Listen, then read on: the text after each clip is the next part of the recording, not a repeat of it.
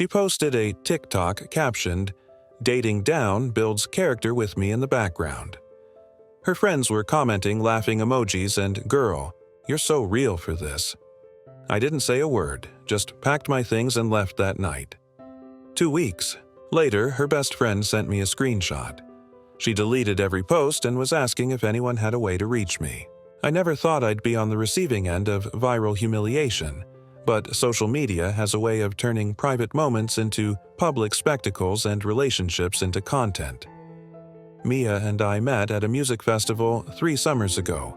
I was doing freelance sound work for one of the smaller stages, and she was taking photos for a lifestyle blog. We got talking during a set change, exchanged numbers, and the rest was history. I was instantly drawn to her creativity, her energy, her ambition. She worked as a content creator for a fashion subscription service, styled photo oots, and had a growing social media presence of her own. I'm a sound engineer for an indie recording studio, a job I love, but one that certainly doesn't come with fame or fortune. Despite our different worlds, we connected over shared tastes in music and food. 6 months into dating, we moved in together into her apartment, which made financial sense since she had a rent-controlled place in a good area of the city. I paid my share, but the lease remained in her name. Everything seemed perfect until the algorithm showed me something I was never meant to see. It was a random Wednesday. I was browsing TikTok during lunch break. I didn't follow Mia's account since her content was mainly fashion and lifestyle stuff that didn't interest me. But we supported each other's careers in other ways. She never pushed me to engage with her content, saying it wasn't my demographic anyway. But that day, a video appeared on my For You page. Mia in our apartment lip-syncing to some trending audio about settling. I initially smiled, recognizing our living room until I noticed myself in the background, headphones on, mixing a track, at my desk. The caption hit me like a physical blow. Dating down builds character. AmITheA, trust the process. For a moment, I thought it must be some joke I wasn't getting, but as I checked the comments, my stomach dropped. "Girl, you're so real for this. The way he has no idea. Invest in potential, but don't wait forever." And Mia's replies, each one worse than the last. "Got to start somewhere. The apartment is mine anyway. He's sweet, but this isn't the final stop." I watched the video again. In the background, completely oblivious, I was nodding along to whatever track I was working on that day.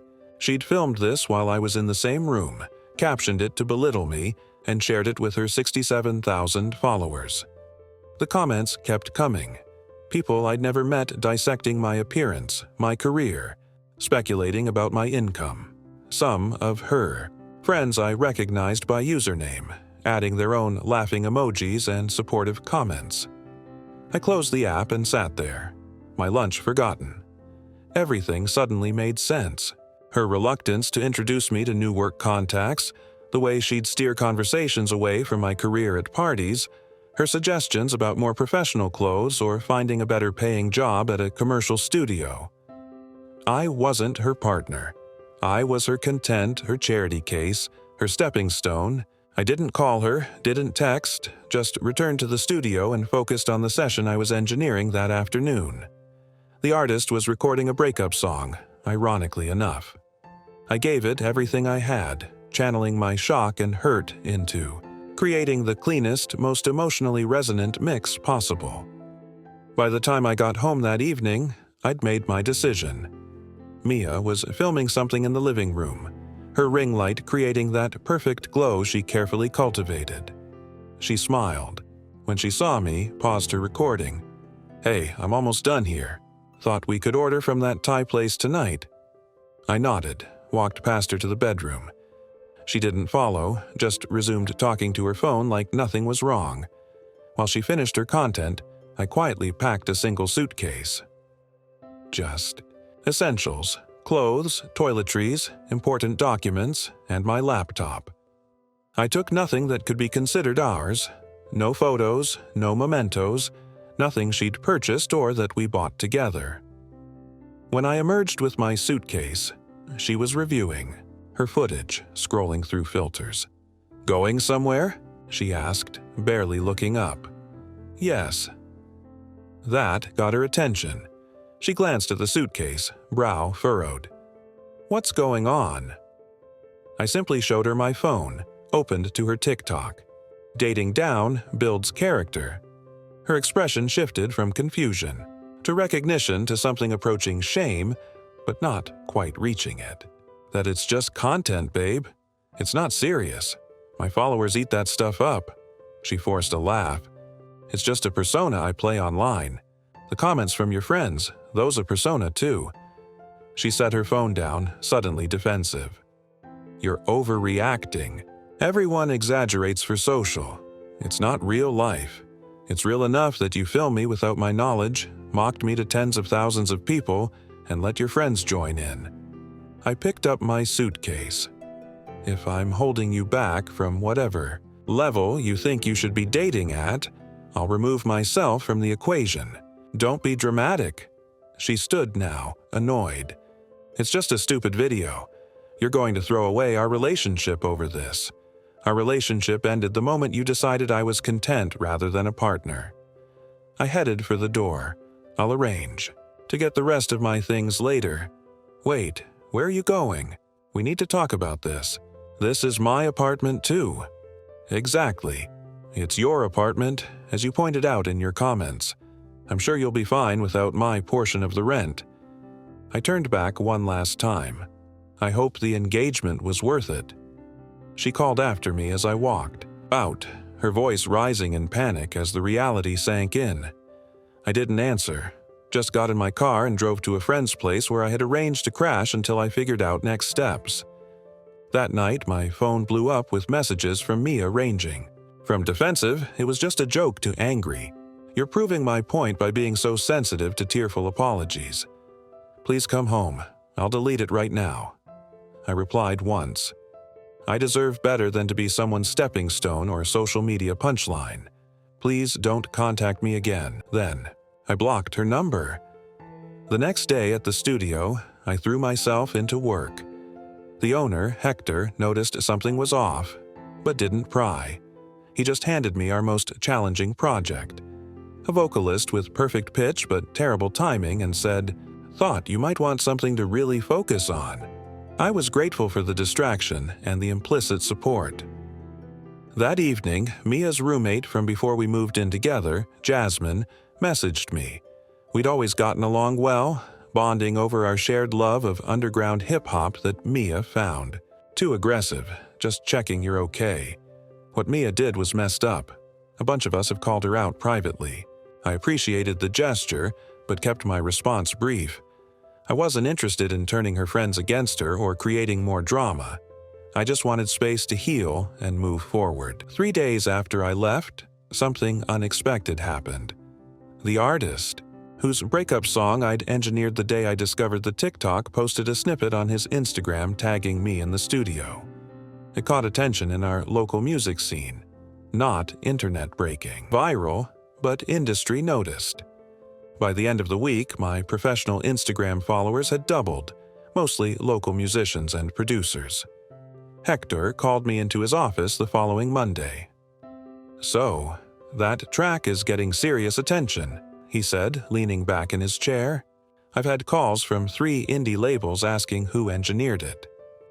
I nodded, not sure where this was going. "Stonebridge Records wants to offer you a contract gig. 6 months working with some of their new artists." My jaw dropped.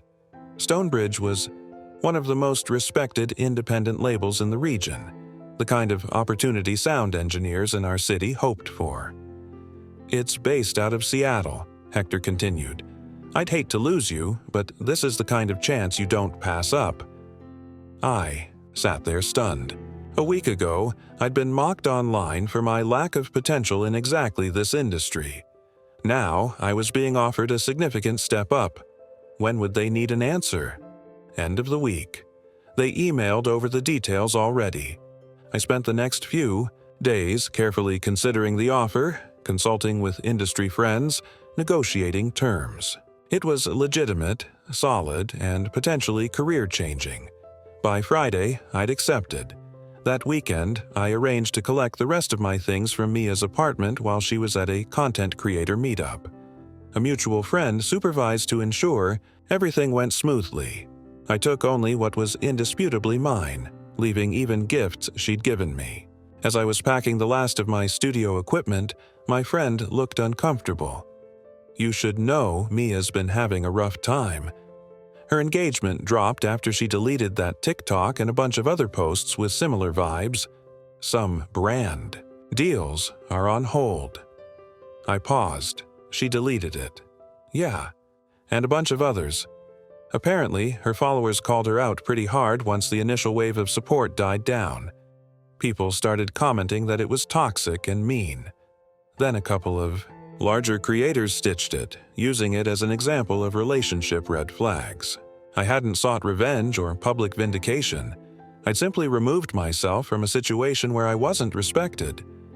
The rest had happened organically, the natural consequences of putting cruelty online for clout. "I'm not celebrating her downfall," I said. "Honestly, I just couldn't stay with someone who saw me that way." My friend nodded. For what it's worth, I think she genuinely regrets it. Not just the consequences, but what she did. Maybe that was true. But regret wasn't enough to rebuild the trust that had been shattered. 2 weeks after I'd left, as I was finalizing arrangements for my move to Seattle, I received a message from Jasmine with a screenshot attached. It was Mia's private Instagram story, a black background with white text reading, "Does anyone have a current way to contact Rye? It's important." Jasmine's message said, "Thought you should know she's looking for you." She found out about the Stonebridge deal from someone at the studio and has been telling everyone how she always believed in your potential. Just a heads up in case she finds a way to reach out. I thanked Jasmine for the warning, but took no action.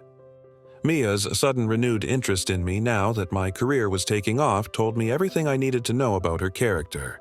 3 days before my planned move, Mia managed to reach me through a professional email address she found on the studio's website. "Ray, I need to talk to you. Please, I know I messed up badly, but you have to let me explain. I never meant to hurt you. It was stupid content for engagement, not how I really felt.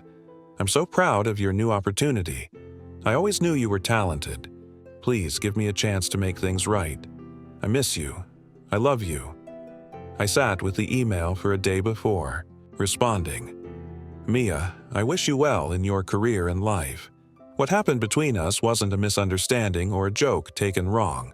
It was a fundamental lack of respect. This new job doesn't validate me, just as your TikTok didn't define me. I'm the same person I was before doing work I'm proud of. The difference is I now understand my worth better. Please don't contact me."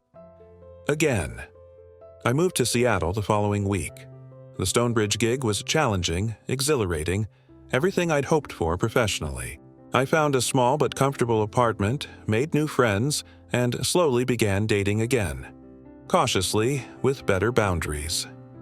6 months later, when my contract was extended and then made permanent, I allowed myself to reflect on how dramatically my life had changed because of a single TikTok. Occasionally, I'd hear updates about Mia through mutual connections. She'd pivoted her content toward authentic relationships and personal growth, posting apology videos and speaking about toxic internet culture, ironically gaining more followers than she'd had before. She never named me or referenced the specific incident, but those who knew, knew. Recently, I engineered a track that's getting solid radio play in the Pacific Northwest. During a brief interview with a local music blog about the project, the writer asked if there was a defining moment in my career journey. There was a point where I had to decide what I valued more, external validation or internal integrity, I answered. Choosing integrity created space for everything else to fall into place. I didn't mention Mia, TikTok, or dating down. Those details weren't necessary. The lesson was what mattered. Sometimes the most powerful response to public humiliation isn't a grand gesture of revenge or a public call out. It's simply removing yourself from the situation, focusing on your growth and letting the universe handle the rest. I didn't need to tear Mia down to rise. Walking away with dignity intact was all the statement I needed to make. Update. Since this post gained traction, I want to clarify something. This isn't a story about career success validating someone's worth. I would have made the same decision to leave regardless of what happened professionally afterward. The timing of the new opportunity was coincidental, not some karmic reward. Real growth came from recognizing my own value wasn't dependent on someone else's perception or social media metrics. For those asking, yes, Mia eventually did apologize properly. A private, heartfelt message acknowledging the real hurt she caused with no excuses or attempts to reconcile. I appreciated that closure. We're not in contact, but I no longer harbor negative feelings. Life's too short, and honestly, that TikTok led me to where I needed to be.